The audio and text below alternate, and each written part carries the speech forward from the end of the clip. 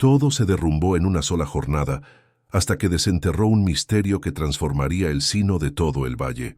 ¿Te imaginas a una viuda joven, Elara, con 3 niños pequeños, Mateo, Sofía y el pequeñín Leo, compelida a abandonar su hogar y refugiarse en una ruina enclavada en la sierra de Oaxaca? Parece el comienzo de un luto inevitable, mas esta saga que se susurra en voz baja por los valles de Mezcal es un elogio a una tenacidad que nadie presagiaba. Antes de avanzar, si en algún momento has notado que el mundo se desintegra a tu derredor y has debido invocar bríos de pozos ignotos, compártelo en los comentarios. Ese instante nos infunde arrojo a todos. Y si te cautivan las narraciones de entereza que nos alteran la visión, suscríbete al canal, porque el cierre de esta travesía te evidenciará que aún en la negrura más honda puede brotar el fulgor más radiante. Elara Martínez contaba 29 abriles cuando su mundo se resquebrajó como un vasija de arcilla árida. Era un jueves alboral con el sol apenas rozando las cumbres, cuando el cadáver de su compañero Javier apareció entre los hierros torcidos de un autobús en el lecho de un precipicio. El ómnibus, que seguía la ruta hacia la capital estatal, aparentemente había fallado en los frenos. La nueva arribó por la tarde. 2 lugareños, con los sombreros en la mano y la vista gacha, aporrearon la puerta de la modesta choza de adobe donde Elara moraba con Javier, el preceptor de la escuelita rural. Ella estaba moliendo maíz para las tortas cuando oyó los golpes. Al entreabrir, atisbó la severidad en sus rostros y lo supo con esa frialdad que congela el espíritu, presagiando un horror inminente. Las nuevas aciagas traen un silencio singular, un yugo en el ámbito que estrangula antes de que las palabras se profieran. Su esposo había partido 2 días atrás, alegando que precisaba anotar una protesta urgente en la urbe. No precisó de qué iba ni contra quién. Clara estaba habituada a la reserva de Javier. Era un tipo lacónico, mas con una llama interior, una fe profunda en la equidad para la grey comunal. Últimamente se mostraba más reservado de lo habitual, más tenso. Se incorporaba en plena noche. Se sentaba en las sombras de la cocina con documentos desplegados bajo el parpadeo de una vela, como si descifrara un pergamino vetusto. Clara lo oía mascullar en soledad, hablando de prerrogativas y rapiñas. El sepelio fue sucinto, casi furtivo. Escasos concurrieron, amedrentados. Los pobladores transitaban por la acera contraria, mas no osaban ingresar, como si el pavor hubiera envenenado el aire. Elara sollozó a solas, ceñida a sus 3 vástagos junto al féretro de pino raquítico. El padre Ignacio, un anciano devoto de Dios y tal vez más temeroso de los humanos, presidió una misa luctuosa. Postreramente, se aproximó a Elara, retorciendo su rosario entre las falanges. «Hija mía, Elara, debo platicar de menesteres mundanos. Don Rafael Montenegro me ha rogado que te avise. Tu compañero Javier contraía una deuda con él, una deuda mayúscula». Elara notó que el piso de tierra se entreabría bajo sus plantas. «¿Deudas? ¿Cómo cabía?» Javier era el maestro. Ganaba menguado, mas malvivían con austera. Ella tejía huipiles para despacharlos a los foráneos en el tianguis. Nunca abundó, pero jamás escaseó un plato de frijoles. «¿Qué deuda, padre? No comprendo». El sacerdote deglutió saliva, ojeando con nerviosismo hacia la portal de la hacienda Montenegro, cuyos predios rodeaban el pueblo. «Al parecer tu esposo solicitó un préstamo al patrón, una suma considerable. Hay otros cobradores menores en la pulpería de Raya. La casita donde moras, esta modesta, lamentablemente yace en suelos de la finca. Deberá evacuarse para amortizar parte de ese adeudo». Las lágrimas de Elara se evaporaron de súbito, suplantadas por una ira gélida y un pánico absoluto. ¿Cómo Javier le había inferido tal traición? ¿Dejarla a ella y a sus 3 retoños en la intemperie sin aclaración? ¿Y qué nos restará, padre? ¿A dónde huiré con mis angelitos? El vejete vaciló, su vista extraviada en las lomas. Existe un dominio, un ranchito en la sierra septentrional. Pertenecía a una tía bisabuela de Javier. Yace baldío desde hace 3 décadas. Es cuanto queda a nombre de tu esposo. Es lo único que don Rafael no puede reclamar. Un ranchito desamparado. Elara a duras penas recordaba a Javier aludir a ese sitio, y cuando lo hacía era con un gesto acerbo, como un eco doliente de su niñez. un rincón de penuria y aislamiento. No cupo otra salida, ¿cierto? El padre cabeceó en negativo, sus ojos preñados de una piedad vana. Me temo que no, hija mía. Que el Altísimo os ampare. Una semana después, el ara se hallaba en la trasera de una carreta cedida con sus 3 hijos apiñados entre los escasos fardos que rescató. 2 arcones con vestiduras, unas cazuelas de barro, las herramientas de arado de Javier, un costal de simientes de maíz y el machete de su compañero. El resto había sido incautado o trocado por una miseria. El periplo fue un suplicio que se extendió 4 días. Las trochas de la Sierra Norte no eran sendas, sino heridas en la cumbre, angostas y plagadas de guijarros sueltos. La carreta, uncida a una mula anciana que el padre urdió, se bamboleaba con tal fiereza que el ara temía que sus vástagos, sobre todo el menudito Leo de solo 2 abriles, cayeran enfermos por el incesante vaivén. Mateo, el primogénito con 8, forcejeaba por fingir temple, mas el ara atisbaba el espanto en sus pupilas cada vez que la rueda rozaba el borde del precipicio. Sofía, de 6, sollozaba en muda, aferrada al rebozo materno. El arriero que el padre Ignacio contrató para guiarlos, un tal Benjamín, era un tipo lacónico, de tez azotada por el sol y escasas cláusulas, más diestro con bestias que con almas quebradas. Mascaba tabaco y escupía al piso, sin otear a la familia que acarreaba, como si transportara carga inerte y no espíritus destrozados. En las horas eternas del trayecto, con el aliento escaseando, el ara tuvo espacio para cavilar. Cavilar en Javier en los postreros 3 meses previó el percance. No había sido solo crispación, había sido el arcano. Javier, que siempre compartía cuanto atesoraba, se había tornado impenetrable. Salía por las veladas, alegando asambleas del consejo escolar, mas retornaba mucho tras la medianoche, con las botas embarradas de un lodo cárdeno ajeno al pueblo, y un tufo a pino y suelo saturado. Lucía rasguños en brazos y palmas, que justificaba con que había auxiliado a alguien en un vallado o husmeado ramaje en el monte. Ella recordaba una velada en particular. 3 semanas previó su fin. Javier arribó al alba chorreando por un chaparrón inusual, tiritando de frío o de algo más. «¿Qué ocurre, Javier?» «Me atemorizas». Él tomó el café que ella le tendió, mas sus palmas vibraban tanto que derramó la mitad. «Nada que deba inquietarte, Elara. Solo me cercioro de que nuestros angelitos tengan un porvenir. Forcejeó por recobrar lo nuestro». «¿Recobrar qué, Javier? ¿De qué musitas?» Mas él solo negó.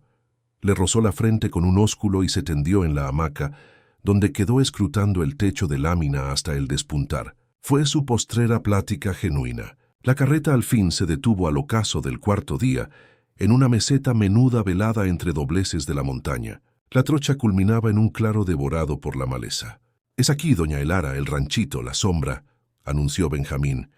Elara descendió de la carreta, sus extremidades entumecidas, y cargó a Leo, que dormitaba. Lo que atisbó le hurtó el menguado aliento que aún conservaba. La morada era un armazón de barro.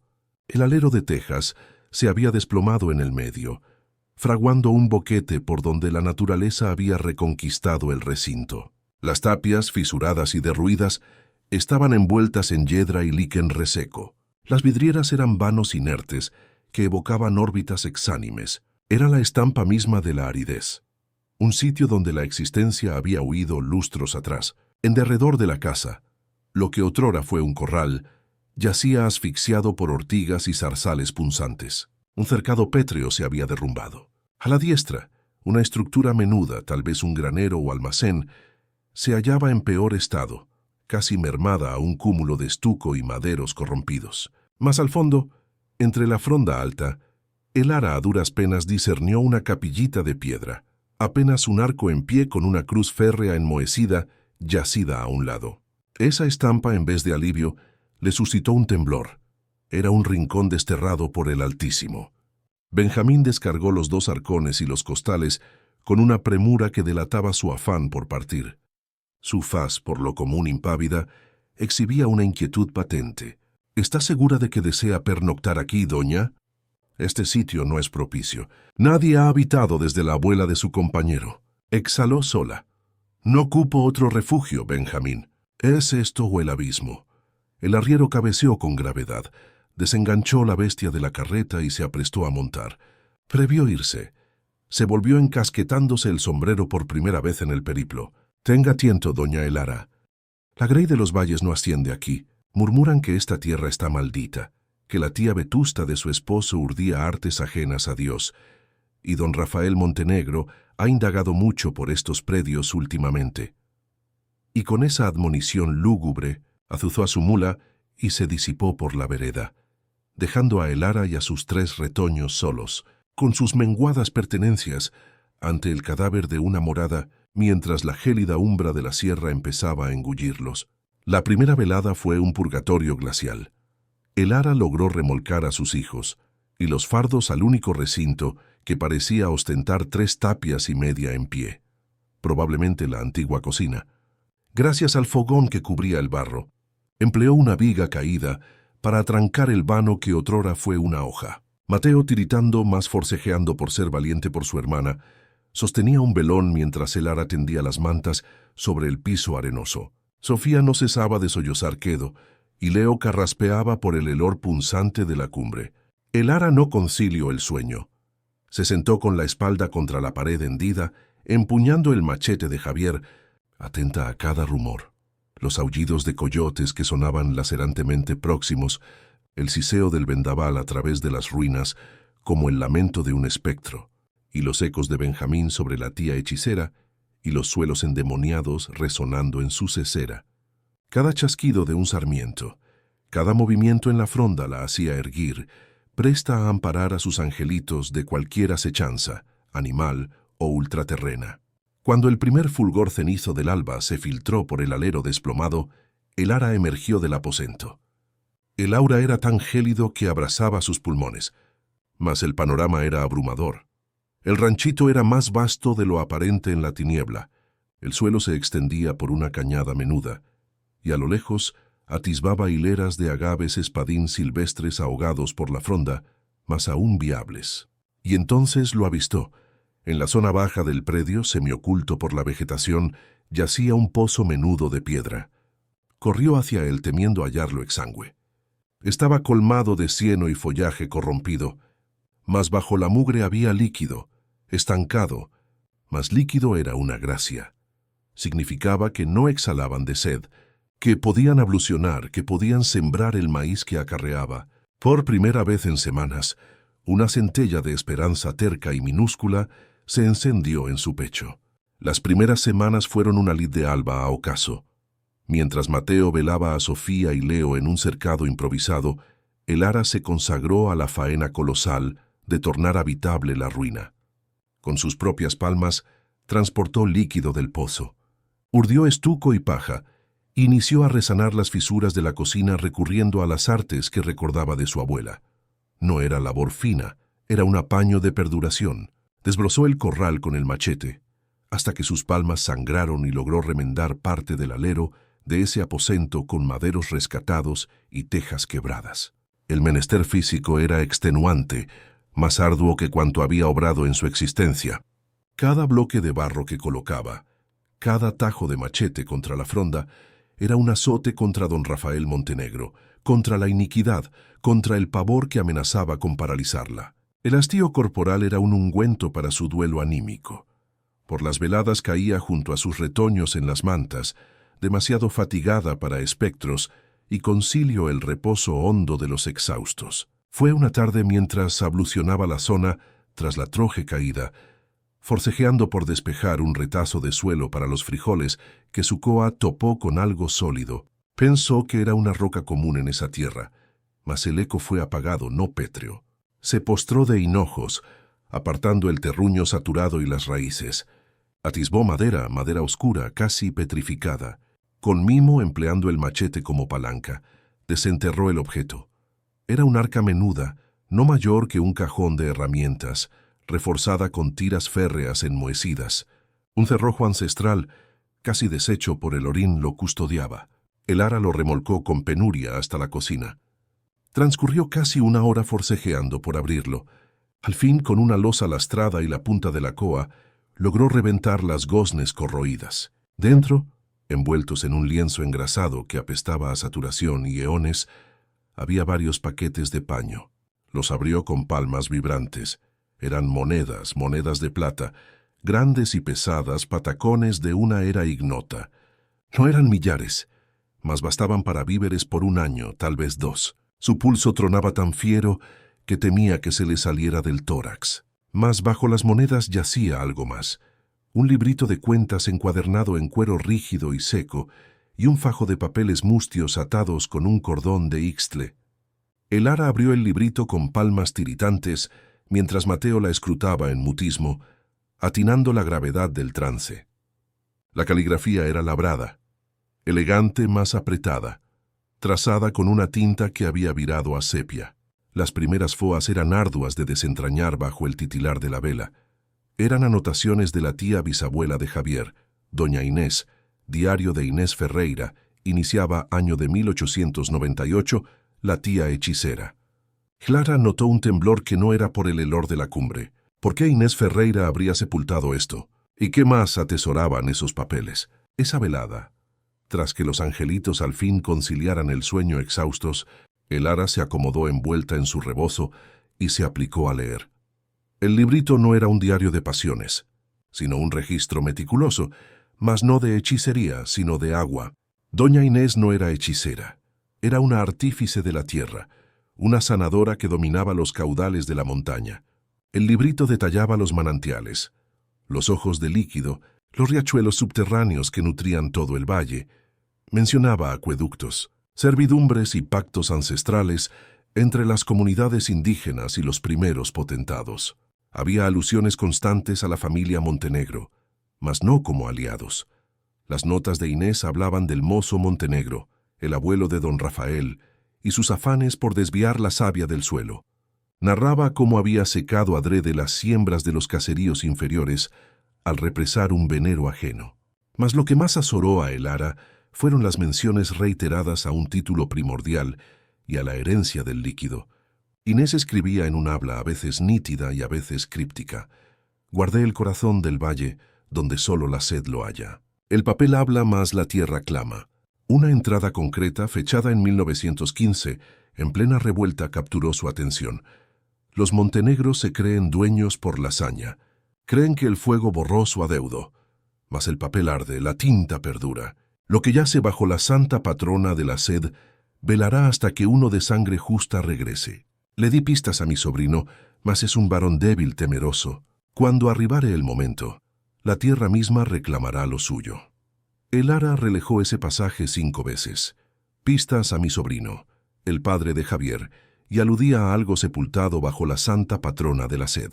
Oteó por el vano de la vidriera hacia la capillita en ruinas, a la cruz férrea yacida. La capillita tenía que ser la capillita. De súbito, las piezas encajaron con una nitidez lacerante. Javier, sus periplos nocturnos, su obsesión con las prerrogativas y los documentos. Él no huía de un adeudo. Él buscaba esto.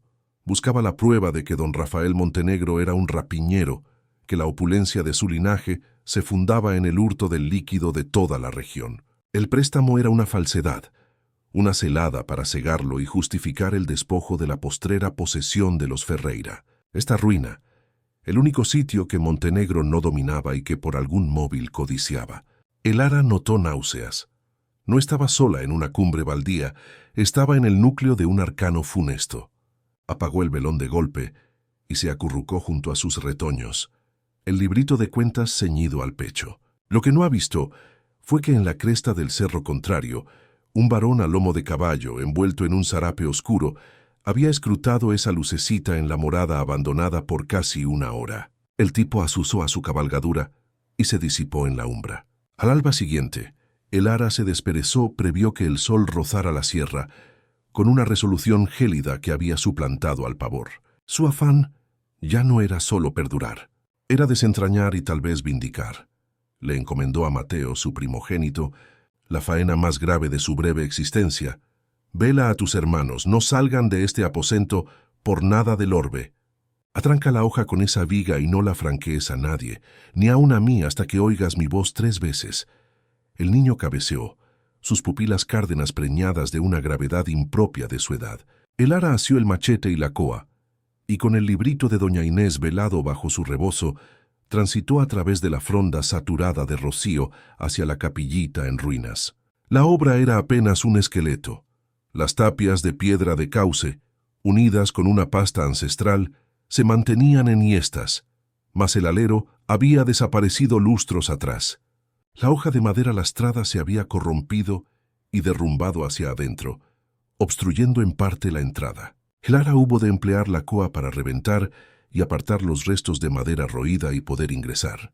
El recinto era minúsculo y apestaba a suelo saturado y líquen. No había bancos, solo guijarros caídos. El piso era de losas pétreas irregulares, cubiertas de fronda, que medraba entre las hendiduras. Al fondo, un mero bloque de cantera hacía las veces de ara y sobre él, la cruz férrea que había avistado yacida estaba en verdad partida por la mitad, su pedestal aún fijo a la roca. El ara avanzó con pausada lentitud, sus sandalias emitiendo un eco suave sobre la piedra. Si algo se ocultaba, ¿dónde podría estar? Tanteó las tapias con las palmas, notando la saturación y los guijarros flojos. Percutió el piso con el mango de madera de la coa, atenta al rumor. Sólido, sólido, sólido. Todo parecía inquebrantable. Estaba al borde de desistir, cavilando que había torcido el diario, cuando atisbó algo en el bloque del ara. No era un crucifijo o emblema cristiano. En la base, casi velado por el musgo, asomaba un tallado, un glifo que había visto en las peñas del cauce, una espiral, el emblema mixteco del líquido en flujo, la víbora acuática, la santa custodio de la aridez. Se postró de hinojos y forcejeó por mover el bloque del ara. Pesaba una enormidad. Era una sola losa de cantera. No cedió. Desesperada, encajó la punta metálica de la coa en una fisura entre la base del ara y la losa del piso, empleando la herramienta como palanca y volcándose entera, sus fibras clamando por el denuedo. La piedra rechinó y luego, con pausada raspa, se desplazó contra el suelo lo justo para desvelar un borde. Debajo no yacía terruño, sino un vacío. Con un postrer ímpetu, logró volcar la losa sobre uno de sus flancos, revelando un orificio umbrío y cuadrado excavado en el piso rocoso de la cumbre. Y en ese orificio reposaba una petaca, un arca voluminosa de cuero grueso, casi ébano por el transcurso, reforzada con herrajes de latón que el verdín había teñido de verde. El pulso de el ara aporreaba con tal fiereza contra sus costillas que le dolía. Con palmas tiritantes se inclinó y tiró de las correas de cuero. Reseñas más resistentes. Con penuria extrajo el arca del hueco. No ostentaba candado, sino gruesas hebillas de latón. Las abrió con dificultad, el metal rígido por el desuso. Alzó la tapa lastrada. Lo que atisbó le robó el hálito. El arca rebosaba de documentos, rollos de vitela atados con lazos carmesíes, libritos de cuentas más vastos que el de doña Inés y mapas ancestrales trazados a mano sobre piel de venado. El ara rodó sentada sobre las losas gélidas, incapaz de asimilar la envergadura de lo que tenía ante sí.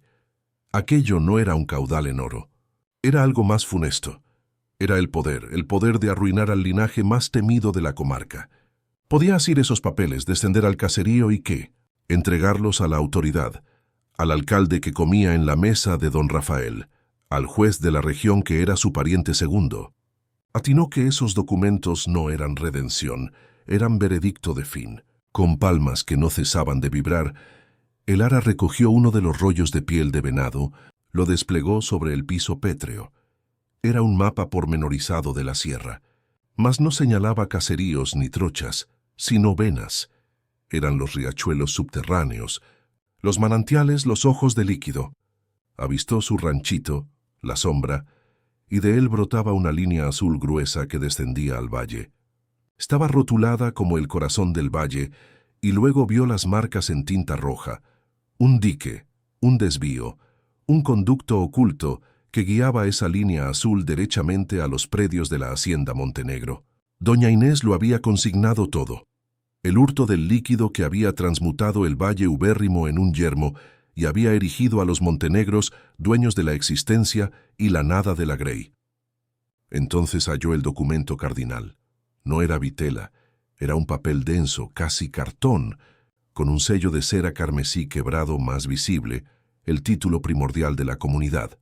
Una merced de la corona hispana fechada en 1640, que concedía a las comunidades originarias del valle el fuero eterno al uso del líquido del corazón del valle y nombraba a la familia Ferreira, sus primeros aliados como custodios del caudal. Era la prueba irrefutable de que la tierra y el líquido no pertenecían a los montenegros, más fueron los papeles más recientes los que cuajaron la savia de Elara en sus venas. Eran misivas cruzadas entre Javier, su compañero, y don Rafael Montenegro. La primera era de Javier, trazada con su letra nítida de preceptor, solicitando una audiencia para discutir los derechos de líquido de las comunidades fundados en documentos históricos hallados. La réplica de Montenegro era cortés, más gélida. La tercera era de Javier, más vehemente. Le ruego que reconsidere, don Rafael. El agravio es mayúsculo y la equidad es menester. Y luego la postrera de don Rafael. Mozo maestro, hay saberes que vale más sepultar. La aridez es peligrosa, mas juguetear con el pretérito lo es más. Espero que atine el valor de la seguridad de su clan. Junto a esa misiva, yacía un pagaré falso por una suma desmesurada, firmado con una burda falsificación de la letra de Javier. Elara lo desentrañó todo, el percance del ómnibus, la deuda, el despojo. Javier había hallado el diario de Inés tal como ella, y había estado husmeando estos documentos en la capillita. No cupo tiempo. Don Rafael lo atinó, lo interceptó, lo cegó, y luego urdió la deuda para apoderarse legalmente de la postrera posesión que velaba el arcano, este ranchito baldío. Y ahora ella yacía allí con 3 angelitos menudos, sola. Ella atinaba la certeza, y si Montenegro atinaba que ella merodeaba allí, no titubearía un latido en clausurar la faena. Elara reenganchó todo en el arca de cuero, frenética, sus palmas torpes por el azoro. Forcejeó por reposar el bloque lastrado de Lara en su sitio, pateando terruño y fronda sobre las huellas de la palanca. Salió a la carrera de la capillita, justo cuando el sol vespertino empezaba a teñir las nubes de un carmesí malsano. Corrió hacia la morada, su pulso aporreándole la laringe, y entonces se paralizó. Alguien arribaba. Un varón a lomo de caballo, no un jornalero, montaba un corcel fino, oscuro, y vestía con decoro con un sombrero de ala amplia que velaba su faz.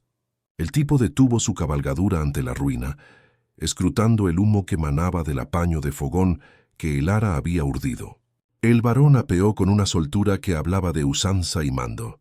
Era mozo, tal vez de unos 35 abriles, y no ataviado como la Grey del Valle, sino con pantalones de equitación y una guayabera nívea bajo un chaleco de cuero. Su faz era afilada, culta, mas sus pupilas eran gélidas como el líquido del pozo.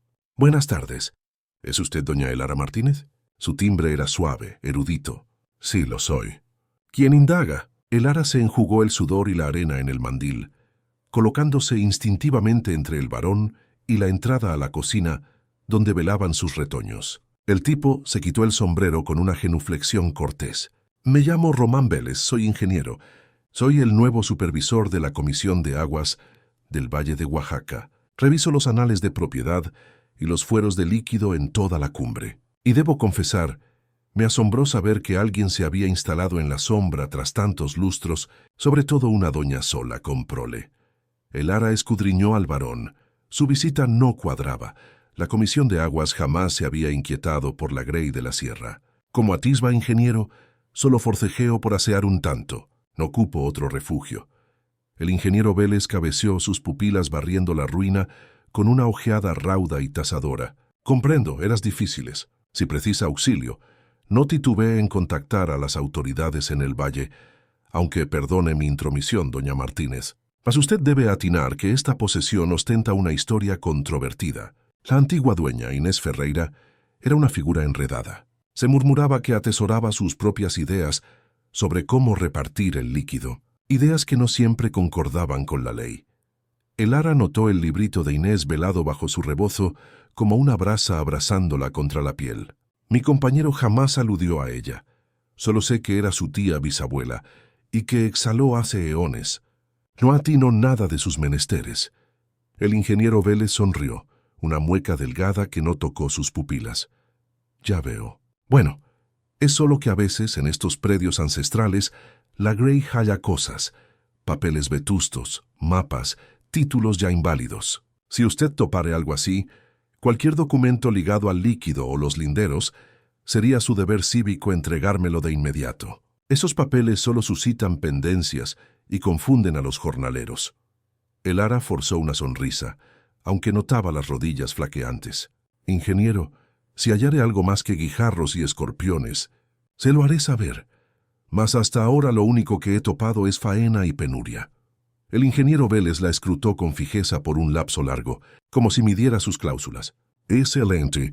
Bueno, no le robo más su tiempo.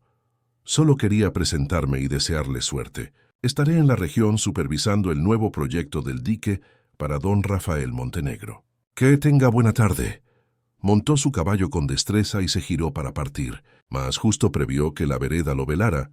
El ara atisbó cómo detuvo la cabalgadura y volvió la testa, escrutando con fijeza más allá de la morada, hacia las ruinas de la capillita pétrea. Fue una ojeada prolongada, calculadora y precisa, y luego se disipó.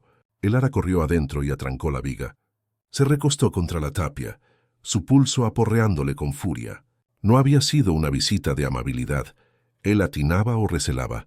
El nuevo proyecto del dique obraba para Montenegro. El gobierno y el rapiñero eran uno solo, y entrambos husmeaban los papeles que ella ahora velaba. Esa velada el ara no concilió el sueño. El mutismo de la cumbre ya no era sereno, bullía de acechanzas. Cada chasquido de la madera vetusta, cada lamento de una lechuza, le sonaba a un espía de Montenegro. Atinaba con certeza que el ingeniero Vélez retornaría y no con galanterías. Él era el sabueso de don Rafael, enviado a olfatear el rastro de los documentos que Javier había buscado. Y ella, al instalarse allí, había encendido un fanal en la umbra, atrayendo su atención. Estaba enjaulada, no podía descender al valle, sería como transitar hacia las fauces del lobo. No podía fiar en nadie, ni en la ley ni en el ayuntamiento. Todos eran peones de don Rafael, comprados con el líquido que él hurtaba. Precisaba auxilio. ¿Mas de quién? ¿Del padre Ignacio, que tiritaba solo de aludir al nombre de Montenegro? Estaba sola con 3 angelitos menudos, sentada sobre un arcano que podía derribar un imperio o cegarlos a todos. Transcurrieron 2 jornadas, 2 jornadas de un pavor sordo. El ara forcejeó por sostener una rutina para sus retoños, mas obraba con el machete en una palma y el azoro en la laringe. No se alejaba más de 20 pasos de la morada. Mateo, su primogénito, se había tornado sus pupilas y oídos, velando la trocha con una gravedad que le quebraba el alma a el ara. Al tercer día, mientras el sol empezaba a declinar, acaeció algo. No hubo rumor de cabalgadura ni pisadas en la vereda. Sencillamente, de un instante a otro, una silueta se erguía en el filo del corral que el ara había desbrozado. No era el ingeniero, era una dama anciana, increíblemente vetusta, con la tez como un mapa de surcos profundos y la cabellera nívea trenzada en 2 cordones largos que le rozaban la cintura. Ataviada con un huipil oscuro bordado con emblemas que el ara no atinaba, y descalza. Había surgido de la cañada, no del sendero. El ara alzó el machete, su pulso en la laringe. La vieja levantó una palma, sus falanges cubiertas de anillos de plata y turquesa. Guarda el filo, moza. No vengo a lastimarte. Vengo a ver a la que mora en la casa de Inés. El ara descendió el machete con pausada lentitud, mas no lo soltó. ¿Quién es usted? ¿Cómo atina ese nombre? La anciana se aproximó, sus pupilas cárdenas y penetrantes. Me llamo Xochitl y conocí a Inés Ferreira. Fui su discípula. Ella fue la custodio del líquido y yo soy la custodio de su recuerdo. Te hemos escrutado desde que arribaste. Avistamos la carreta, avistamos al ingeniero. El ara notó un temblor. Hemos. La montaña atesora muchos ojos, moza. El ingeniero no vino a ver el líquido, vino a olfatear el azoro y lo halló en ti. En ese instante, el ara atinó que esta dama no era de Montenegro. Asomaba una autoridad en ella, un nexo con el suelo que la tornaba inmune al pavor que paralizaba al valle. Era una aliada imprevista, Las lágrimas que había reprimido por semanas brotaron. «Señora, por piedad, estoy tan azorada». Mi compañero, Elara, quebrada y desesperada, la guió adentro de la cocina de barro, y mientras sus angelitos dormitaban, le desveló todo.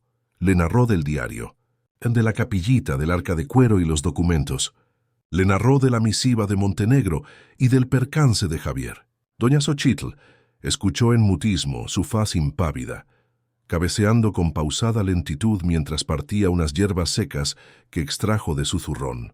Cuando Elara culminó tiritando, la vieja la escrutó con fijeza. Atinaba que Inés lo había velado bien. Esos papeles son el núcleo de nuestra Grey, la prueba del hurto que secó a nuestros caseríos mixtecos. Tu compañero era un varón audaz, más necio. Creyó que un papel podía vencer a la pólvora. Don Rafael no solo atina que merodeas aquí, ahora atina que atinas, y no cejará hasta asir esos papeles y silenciarte a ti y a tus angelitos para siempre. Estás en un peligro que a duras penas concibes, moza. El ingeniero retornará y no en soledad. ¿Qué obrar, doña Xochitl? ¿Qué puedo obrar? La voz de Elara era un hálito quebrado. Si entrego los documentos a la ley, me cegarán y los abrazarán. Si callo, Montenegro arribará por mí de todos modos. Y si forcejeo por usarlos para, no sé, coaccionarlo, soy solo una hembra con 3 retoños. Él es un cacique. Me aplastará como a un bicho. Doña Xochitl posó sus palmas secas y firmes sobre las de Elara, deteniendo su castañeteo. Sus pupilas cárdenas relucían con una intensidad primigenia. Hay una cuarta vía, moza. Una que Inés habría consentido. Es la vía de la cumbre. Es la única que te dará equidad, y al mismo tiempo te preservará la vida, y es la única que salvará a nuestros caseríos. Elara la escrutó sin atinar. ¿Cuál? Tú usas esos documentos como tu baluarte, como una víbora de cascabel usa su son, mas no los usas contra Montenegro derechamente. No aún. Primero usas el otro arcano de Inés, usas su saber para restituir a los caseríos lo que Montenegro les hurtó. Usas el líquido. Elara arrugó el entrecejo. No atino. ¿Qué otro arcano? El líquido está dominado por él. Doña Xochitl sonrió por primera vez. Una red de surcos que se movían con sapiencia. Él domina el dique el que todos avistan. Mas Inés atinaba las venas ocultas. En ese diario que hallaste y en los mapas que yacen en la capillita está la clave. Existe un desvío ancestral, un atajo que los abuelos usaban en eras de aridez. Inés lo consignó. Es un conducto subterráneo que Montenegro ignora o cree destruido. Si tú, con esos mapas, puedes hallar ese conducto vetusto y reabrirlo, aunque sea un tanto, si puedes restituir el líquido al cauce seco del valle, ganarás más que estima. Ganarás un ejército. Los caseríos ayunos te ampararán. Un potentado no osará tocar a la hembra que les devolvió la existencia, a la nueva custodio del caudal. Tu dádiva no será plata, será la vida misma. Y entonces, cuando estés custodiada por la Grey, usaremos los documentos. ¿Y cómo obrar eso sin que me descubran? ¿Cómo persuadir a la gente? La vieja se incorporó, su estatura minúscula colmando el aposento. Deja eso a la cumbre. Yo soy el eco. Atino a los caudillos de los caseríos inferiores, los agentes municipales, los comisariados ejidales, varones y hembras que aborrecen a Montenegro en mutismo, que ven sus siembras marchitarse y a sus vástagos emigrar al norte. Yo llevaré tu cláusula, y mientras tú husmeas la forma de abrir el líquido, yo prepararé a la Grey para acogerlo y para ampararte. Así se forjó el convenio. Doña Xochitl se evaporó tan quedo como había arribado, tornándose en una umbra entre los ocotes. Mientras tanto Elara, ahora con un afán atroz más nítido, inició su verdadera faena. De día sostenía su rutina de perduración, desbrozando la fronda, remendando la morada, velando a sus retoños, siempre con Mateo escrutando la trocha. Mas por las veladas, al fulgor de un solo velón, se encerraba en la cocina y desplegaba los mapas de piel de venado y el diario de Inés. Se tornó en una erudita de la tierra, una geóloga autodidacta, aprendiendo a leer las curvas de nivel, las notas sobre géneros de roca y los flujos velados que Inés había consignado. Fueron semanas de un azoro intenso y una concentración ardiente. En ese lapso, las visitas indeseadas iniciaron tal como Xochitl había presagiado. Primero fue uno de los capataces de Montenegro, un tipo fornido con pupilas de pistola que arribó al lomo con el pretexto de ver si la doña precisaba auxilio con alguna faena lastrada. El Ara, con Leo en brazos, y Sofía velada tras sus sayas, rehusó con rotundidad mas con cortesía. «Agradezco. Mas podemos solos». El varón la escrutó con insolencia, sus pupilas tasando la escualidez de la morada, y se alejó riendo. Tras el capataz vino la hipocresía. Una dama del valle, doña Carlota, notoria por su devoción y sus obras de lástima, arribó en una carreta fina, algo inusual en esa vereda. Acarreaba una cesta con pan de yema y vestiduras usadas para los angelitos. «Ay, hijita, qué barbarie», arrullaba su timbre empalagoso. «Malvivir en estas condiciones.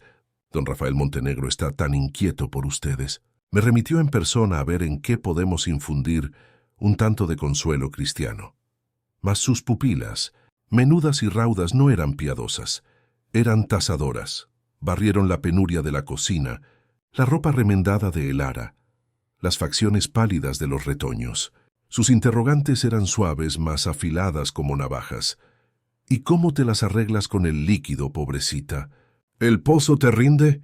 ¿Y la capillita?», suspiró santiguándose. «Un sitio tan santo ahora en ruinas. Doña Inés era muy devota, dicen.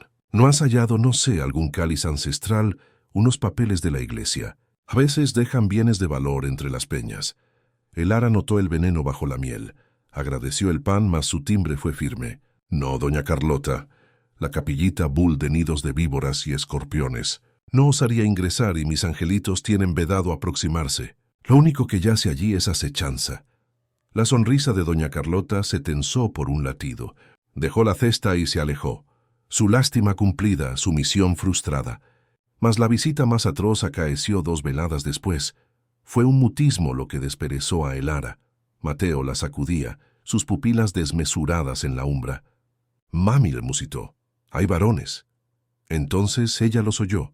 No eran pisadas sigilosas de alimaña. Eran botas lastradas crujiendo la gravilla del corral y el murmullo de timbres masculinos. El Ara se incorporó de un brinco, su pulso aporreándole la laringe. Se reptó hasta el rincón donde velaba la vieja escopeta de un tiro que Javier usaba para acechar conejos. Enmohecida, mas la había ablucionado y cargado. Oteando por una fisura en el barro, avistó a 2 varones. Eran los capataces de Montenegro. La luna alumbraba el metal de una barra férrea que uno portaba. No eran sigilosos. Caminaron derechamente hacia la capillita. El Ara captó el estrépito metálico de la barra percutiendo la piedra, seguido de ronquidos de denuedo. «Maldición, no cede», siseó uno. El ingeniero juró que yacía bajo el Ara. Frustrados, giraron sobre sus talones y otearon hacia la morada. «La viuda debe atinar cómo». Se aproximaron a la cocina y uno de ellos pateó la viga que atrancaba la hoja. La madera rechinó. Fue entonces cuando el Ara encajó el cañón de la escopeta por una minúscula tronera en la tapia. Apuntó al firmamento y oprimió el disparador. El estruendo fue atronador, un trueno que reverberó por toda la cañada. Los varones maldecían, atónitos por la fiereza, y huyeron hacia la umbra del monte. Al alba siguiente, el Ara acudió a la capillita con el machete en la palma. Su savia se heló. Asomaban surcos hondos y frescos en derredor de la base del Ara, muescas donde habían intentado encajar la barra por palanca. El ingeniero Vélez no solo recelaba, atinaba con precisión dónde husmear. La coyuntura era insostenible. Ya no arribarían a espiar, arribarían por la fuerza. Esa misma tarde, el Ara ascendió a la loma suprema, al agave seco que demarcaba el umbral de su dominio, y ató una franja de paño carmesí de su rebozo, la seña que doña Xochitl le había indicado. Al ocaso del día subsiguiente, la vieja surgió de la niebla, mas esta vez no en soledad. La secundaban 2 varones. Uno era tan vetusto como ella, con una faz como corteza arbórea, y el cayado de mando plateado que lo señalaba como el comisariado ejidal de San Pedro Mártir, un caserío vecino que aún resistía a Montenegro. El otro era un mozo robusto, lacónico, con la ojeada fiera de un custodio. Doña Xochitl los presentó en un murmullo. El ara, este es don Anselmo, la autoridad de la tierra de San Pedro, y este es David, su topil de fe. Te escrutamos. El ingeniero mueve a su grey. Ya no puedes velarte. La cumbre nos ha musitado que es hora de obrar. Don Anselmo, el comisariado ejidal, habló con un timbre grave, un susurro que parecía manar del suelo mismo. Doña Elara, Xochitl nos ha desvelado lo que resguardas. No es un arcano, es un testamento. Mas la grey de Montenegro ya no juega. Están prestos por el todo. Precisamos atisbar esa prueba. Precisamos atinar con qué arma lidiaremos. El ara cabeceó, su veredicto forjado. No cupo retorno. Guió a los tres a la capillita en ruinas. El sol declinaba, bañando las peñas en un fulgor cobrizo. David vela la trocha, mandó don Anselmo. El mozo cabeceó y se evaporó entre los troncos, como un ciervo tornándose invisible. Con el concurso de don Anselmo, el ara empleó la barra que los capataces habían extraviado por palanca en el lastrado ara de piedra.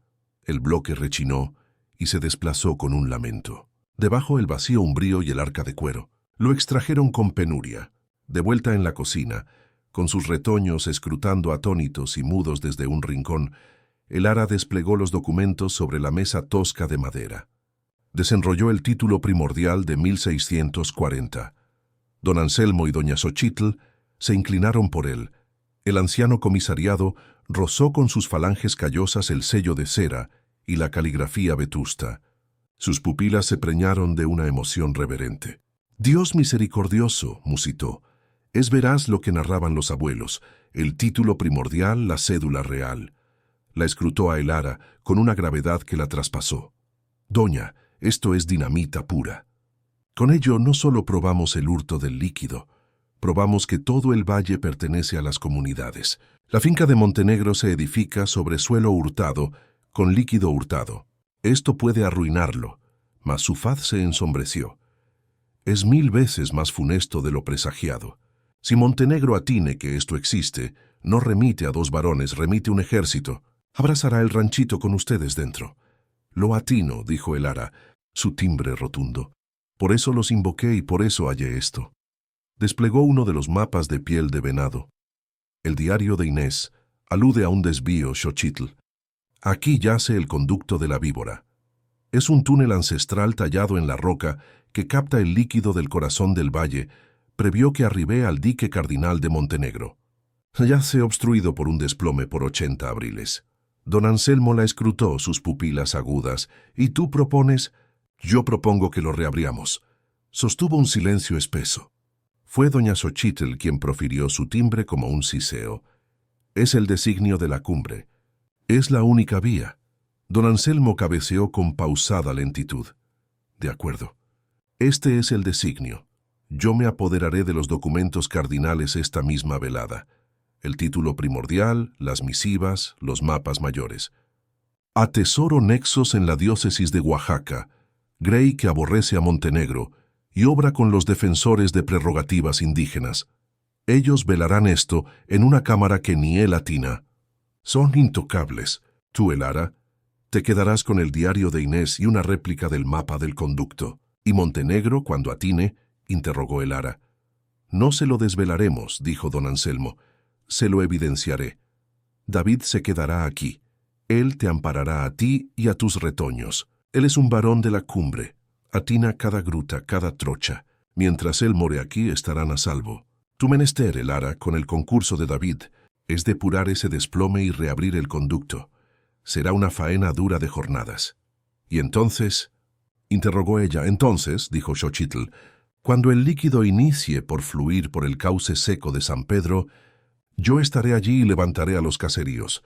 Ese será nuestro presagio, y veremos si Montenegro osará acometer a la hembra que atine el título primordial en un sitio seguro y que acaba de restituir el líquido a 2000 clanes».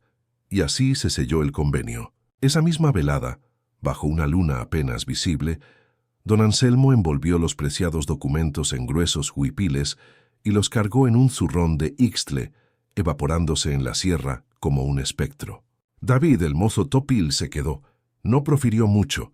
Su apostura era su habla. Se instaló en la trojita en ruinas.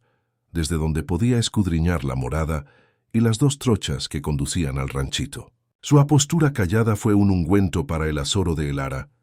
Por primera vez notó que no estaba por entero sola.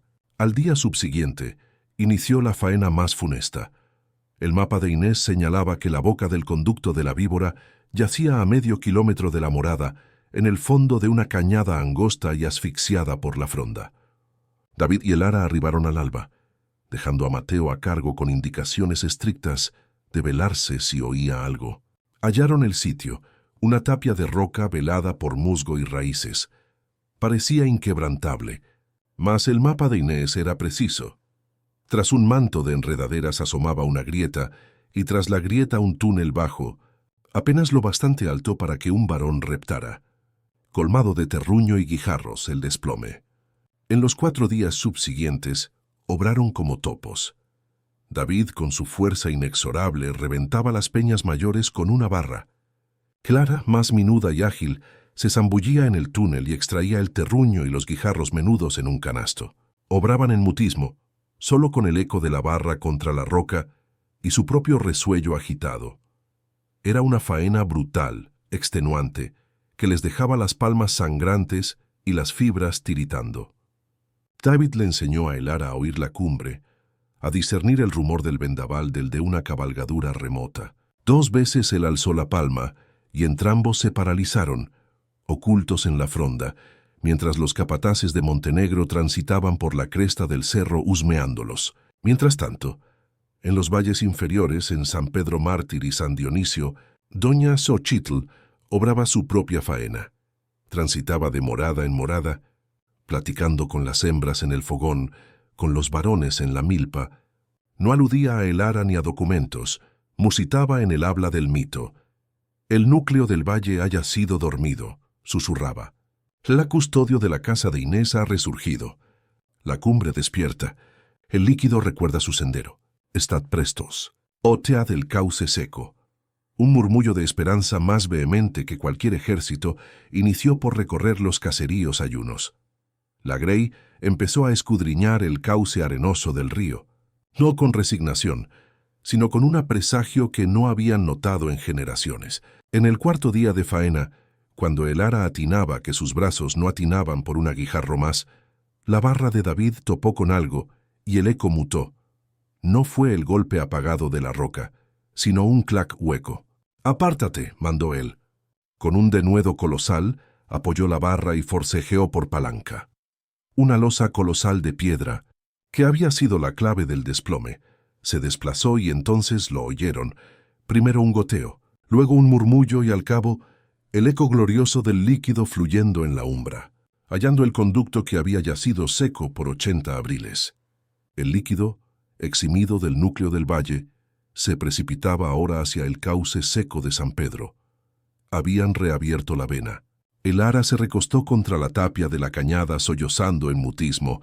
No eran lágrimas de duelo, eran lágrimas de algo que no había notado en un año, lágrimas de potestad. David la escrutó. Su faz, por lo común impávida, se relajó en una sonrisa minúscula. «Ya está obrado, doña. Ahora retornemos a la morada Raudo. Lo oirán. No cupo aguardar mucho. El líquido tardó un día por serpentear por el cauce arenoso y arribar a San Pedro Mártir. Cuando llegó como doña Xochitl había presagiado, fue un suceso. La Grey, que había velado el río seco con una esperanza susurrante, avistó el primer hilo de líquido oscuro y bramó. Las campanas de la iglesita repicaron, no por una liturgia sino por un prodigio. Al ocaso el cauce ostentaba un flujo constante y puro. Al día subsiguiente, Elara recibió la visita que presagiaba. No fue el ingeniero Vélez, fue el propio don Rafael Montenegro. Arribó en una camioneta que a duras penas cupo por la trocha, secundado por el ingeniero Vélez, en un jeep y 2 camionetas más rebosantes de sus capataces armados. Elara los aguardó en el corral desbrozado ante su cocina remendada. David se hallaba estratégicamente apostado en las ruinas de la Trojita, invisible entre las umbras y el barro, con un fusil vetusto más bien untado. Don Rafael apeó de su camioneta. Era un tipo fornido, de faz encarnada, habituado a impartir mandos y no a ser desafiado. No cupo galantería. Usted, escupió su timbre rebosante de incredulidad y saña. Una viuda miserable en un chiquero. ¿Atine que puede hurtar mi líquido? El ara lo escrutó con fijeza, notando el helor del cañón del rifle de David, apuntando desde las umbras, mas su timbre era sereno. Buenos días, don Rafael. No es su líquido y yo no lo hurté. Solo lo restituí a su cauce cardinal. El líquido, como las almas, recuerda dónde pertenece. Los ojos de Montenegro se entrecerraron. Atinó el cambio en ella. Esta no era la hembra azorada que había huido del pueblo. Insolente, ese líquido es mío por merced federal. Lo que usted obró es un delito, interfirió con mi posesión, dijo el ara con mansedumbre. Yo también atesoro papeles, don Rafael, papeles vetustos, papeles que narran un relato distinto, papeles que desvelan a quién pertenece de veras este valle. La faz de don Rafael palideció bajo el rubor. El ingeniero Vélez avanzó un paso. Doña Martínez, atina un yerro grave, le exigimos clausurar ese conducto de inmediato. Lo que halló esos papeles ancestrales carecen de fuero legal, solo le inferirán la muerte. Tal vez, replicó el ara sin desviar la vista, mas he aprendido algo malviviendo aquí. He aprendido que la memoria es una fuerza, y he tomado la precaución de velar muy bien esa memoria. La he guardado en muchos sitios seguros, rincones muy lejanos de aquí, memorias que solo se desvelarán si algo, cualquier cosa, nos acaece a mí o a mis angelitos. Sostuvo un silencio espeso y lastrado. Montenegro y el ingeniero atinaron la amenaza. No era solo un papel, estaba atado a su existencia. Está demente, siseó Montenegro. La Grey de San Pedro celebra, don Rafael. Están depurando sus acueductos por primera vez en 30 abriles. Atine qué harían si la hembra que les restituyó el líquido desapareciera. ¿Qué obrarían si, justo tras mi ausencia, esos papeles inválidos asomaran en la capital, en los diarios, en la diócesis? Don Rafael la escrutó con odio casto. Era jaque mate. Es una lástima que su compañero no fuera tan sagaz como usted, dijo Vélez con ponzoña.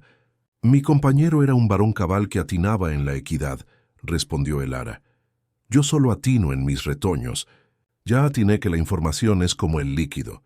Solo es útil cuando fluye y se emplea con prudencia. Y ahora por piedad apodérense de mi dominio. Montenegro la taladró con la ojeada, giró y subió a su camioneta dando un portazo. Partieron levantando una polvareda de arena y saña impotente. Cuando la polvareda se disipó, el ara se recostó contra el pilar de barro de su cocina, sus extremidades al fin cediendo. Tiritaba de pies a cabeza. David surgió de las ruinas de la Trojita, el fusil arrimado al hombro. Se aproximó y la escrutó con un respeto que no había notado antes. Obró bien, doña Elara. Atinaron el mensaje. Atinaron que no es como su compañero. Usted atina a lidiar con las armas de ellos.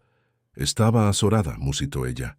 No lo evidenció, y eso fue lo único que importó. Hoy la cumbre triunfó.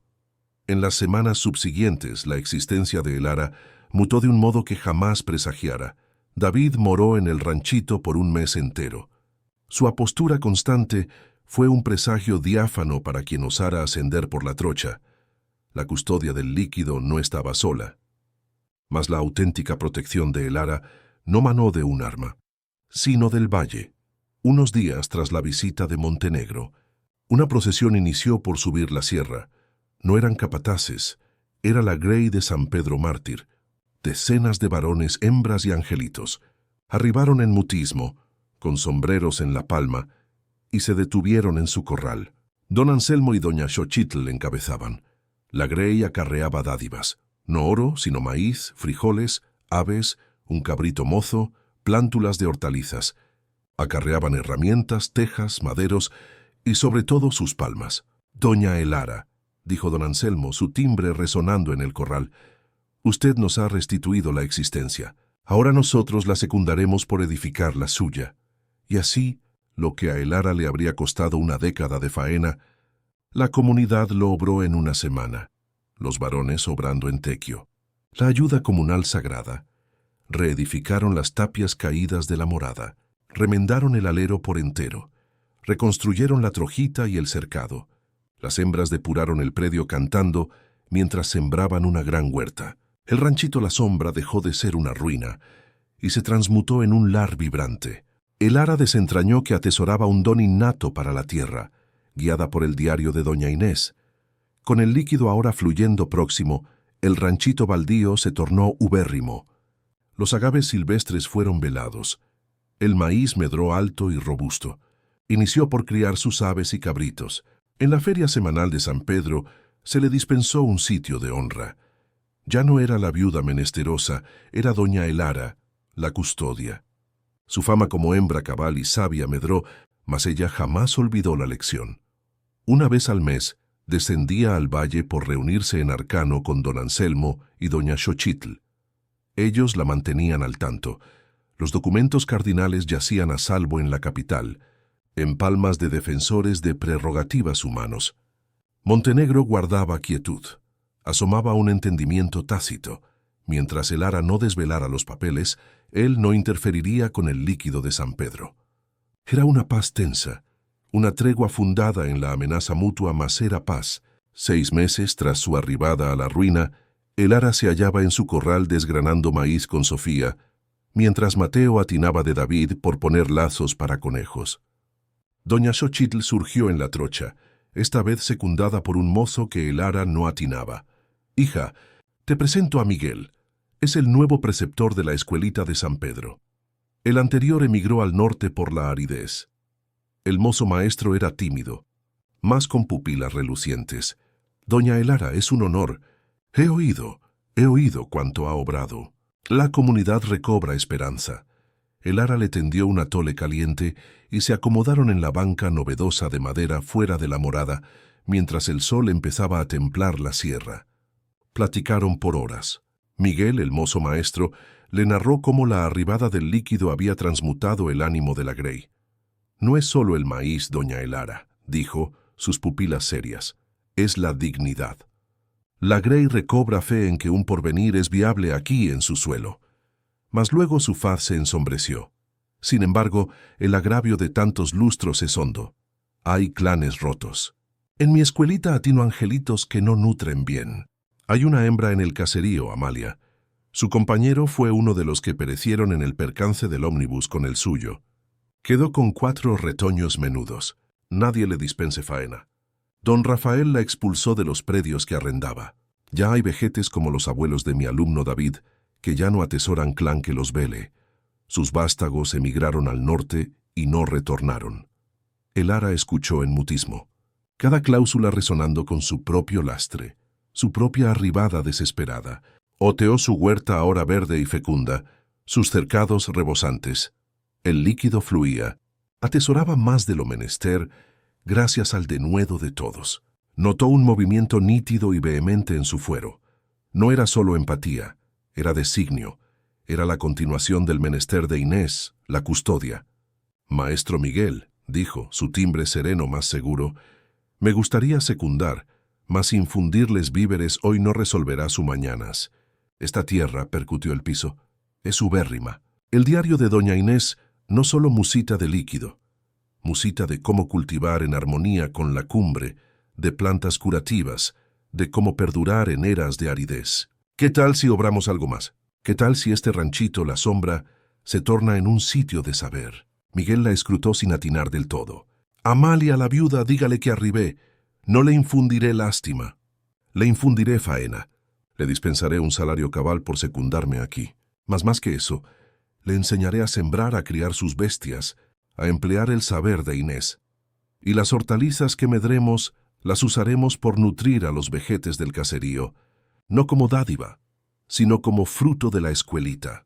Iniciaremos una cooperativa aquí mismo. El ranchito es de todos los que lo obran». La fama de Lara en el valle se afianzó. Ya no era solo la hembra que restituyó el líquido. Era la maestra, un título que heredó de Javier mas que ella redefinió. Se tornó en el pilar que no solo desafiaba al cacique, sino que activamente retejía el tejido social que él había lacerado. Transcurrió un año. El ranchito La Sombra era irreconocible. La morada estaba rodeada de terrazas de siembra. La capillita depurada por la comunidad se transmutó en una escuelita bodega, donde el Ara y Amalia, ahora su administradora de fe, enseñaban a otras viudas a urdir conservas, a secar hierbas curativas y a leer los mapas de Inés. La inauguración de la primera siega de la cooperativa fue un suceso mayor que cualquier fiesta patronal. Don Anselmo y doña Xochitl moraban allí. Don Anselmo se incorporó ante todos y alzó su cayado de mando. Hoy honramos a doña Elara Martínez. Perdió a su compañero por la codicia de un varón. Arribó aquí sin más que sus retoños y su arrojo. Y en vez de velarse y lamentarse, halló el núcleo de nuestra tierra y lo compartió. Nos enseñó que el líquido es memoria y que la auténtica opulencia no es el oro, sino el saber que se reparte y la comunidad que se une por obrar. Elara, de pie junto a sus retoños, ahora sanos y robustos, notó las ojeadas de todos. Avistó al ingeniero Vélez y a uno de los capataces de Montenegro, escrutando desde la orilla de la fiesta, incapaces de interferir. Su ojeada se cruzó con la del ingeniero. Asomaba un odio gélido allí, mas también un respeto temeroso. Ella había triunfado en el juego, empleando reglas que ellos no atinaban. Tras que la fiesta comunal culminó, y la postrera familia de San Pedro descendió la cumbre, cuando solo restaba el tufo a copal y a viandas compartidas, don Anselmo se aproximó a Elara. Estaban solos en el corral con doña Xochitl, mientras el sol declinaba tiñendo las nubes de un violeta abisal. «Doña Elara», enunció el anciano comisariado, su timbre cabal. «¿Hay algo más? Los defensores en Oaxaca, los que velan el título primordial, han sido contactados no por Montenegro. Él es demasiado soberbio, sino por el ingeniero Vélez, vía un bufete de letrados muy influyente de la capital». Elara notó el helor de la cumbre recorriéndole la espina, pese al tibio del fogón. «¿Qué reclaman?» El vejete pausó, midiendo sus cláusulas. «Reclaman el título, el original de 1640. Reclaman que se evapore. A cambio dispensan algo que jamás creí oír. Ceden legalmente la posesión íntegra de los predios de San Pedro Mártir, los titulan de nuevo a nombre de la Grey, y una suma personal, doña Elara, que bastaría por adquirir una finca propia». Elara calló, asimilando la propuesta. Era una victoria portentosa, la restitución del suelo, mas se palpaba como una celada, como el postrer ardid del «¿Y usted qué atina, don Anselmo?» «¿Y usted, doña Xochitl?» Doña Xochitl escupió una semilla al piso. «Atino que la víbora acorralada ofrece su cola por salvar la testa». Don Anselmo cabeceó. «Ella tiene razón. Es la propuesta de un varón acorralado. Si consentimos, aseguramos el suelo de San Pedro para siempre. Es más de lo que soñamos en un siglo». Mas la escrutó con fijeza, sus pupilas cárdenas penetrantes. «Si les devolvemos el título cardinal, mermamos nuestra arma mayor, mermamos la espada que ostentamos sobre su cerviz, la prueba de que todo su imperio es hurtado. Él preservará el resto de su opulencia. Es su veredicto, doña Elara, usted es la custodia». Elara oteó la morada novedosa que la Grey había reedificado. Oteó a Amalia, la otra viuda que ahora reía con Sofía guardando las cazuelas. Oteó a sus propios retoños, ahora sanos y a salvo por primera vez. Caviló en Javier, que había exhalado por anhelar una equidad total, por desvelarlo todo. Atinó que la equidad total a veces solo suscita guerra total, una lid que perduraría décadas en estrados y costaría más existencias. La paz negociada era superior a una guerra triunfada a medias. «Don Anselmo», dijo Elara al fin, su timbre sereno, «tengo una contraoferta y no atañe a plata para mí». Los dos vejetes la escrutaron con atención.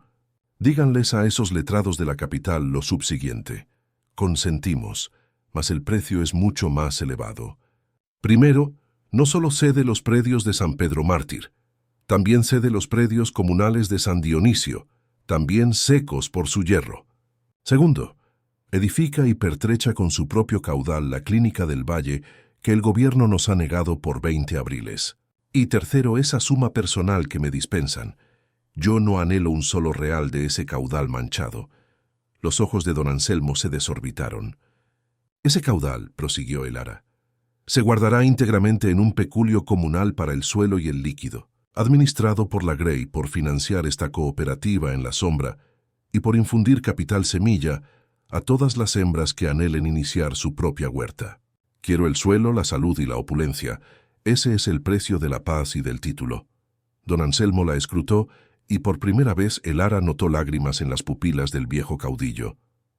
Usted es más cabal que Inés y más audaz que Javier. Usted no solo anhela triunfar, anhela restaurar. Las tratativas perduraron 3 semanas tensas, conducidas vía los defensores en Oaxaca. Montenegro bullía en ira, acorralado, era un precio desmesurado, mas le permitía velar la vasta mayoría de su fortuna y eliminar la amenaza vital del título primordial, cuya desveladura lo arruinaría por entero. Al cabo consintió. La transacción fue blindada legalmente. Los predios fueron cedidos a los ejidos en una ceremonia pública. El peculio para la clínica y la cooperativa se fundó. El título cardinal se entregó. La lid había culminado, no con una explosión, sino con la rúbrica de un tratado de paz dictado por la viuda de la cumbre. Transcurrieron 5 abriles.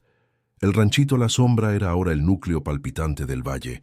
Gracias al peculio comunal y al denuedo incesante de la cooperativa, se había tornado en un modelo de siembra sostenible, enseñando a los clanes a cosechar líquido, cultivar hierbas curativas y ser autosuficientes. La clínica, erigida con el caudal de Montenegro más administrada por la Grey, había preservado decenas de existencias. El ara se había tornado en una efigie cabal, no una custodia mítica, sino una caudilla comunal consultada por cada designio cardinal del valle. Jamás se volvió a casar. Su existencia estaba colmada. Atesoraba un designio, la seguridad de sus retoños y la paz de la cumbre.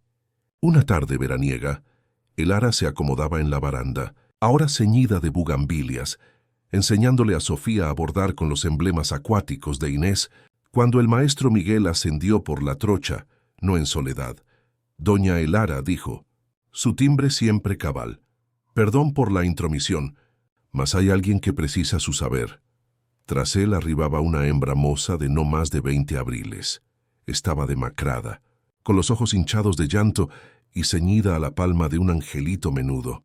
«Se llama Rosa», musitó el maestro. «Su compañero obraba en una de las minas de Montenegro al otro lado de la cumbre. Hubo un desplome la semana pasada. La mina no era legal. La expulsaron de su morada sin nada». El ara se incorporó con pausada lentitud. Su ojeada hallándola, atisbó en sus pupilas el mismo pavor, la misma aridez que ella había notado al descender de aquella carreta 6 abriles atrás. El ara se aproximó y en vez de interrogar, sencillamente asió las palmas de la moza. Estaban gélidas. «¿Estás en lar?», le dijo el ara. «Ven, hay faena por obrar. Hay viandas en el fogón. Le enseñaré todo cuanto atino aquí», dijo el ara oteando el valle verde que se extendía bajo sus plantas. «Nadie vuelve a estar sola». La auténtica herencia que Javier e Inés le habían legada no eran los documentos, ni aun el líquido. Era la chance de transmutar el padecer en potestad colectiva. Y ahora era su turno de legar esa herencia. ¿Y tú qué atinas que es un auténtico legado? ¿Qué habría sobrado en el lugar de el ara con ese potestad en tus palmas? Compártelo aquí en los comentarios. Si te cautivan las sagas que nos recuerdan la entereza que atesoramos cuando nos unimos, te invito a suscribirte a este canal.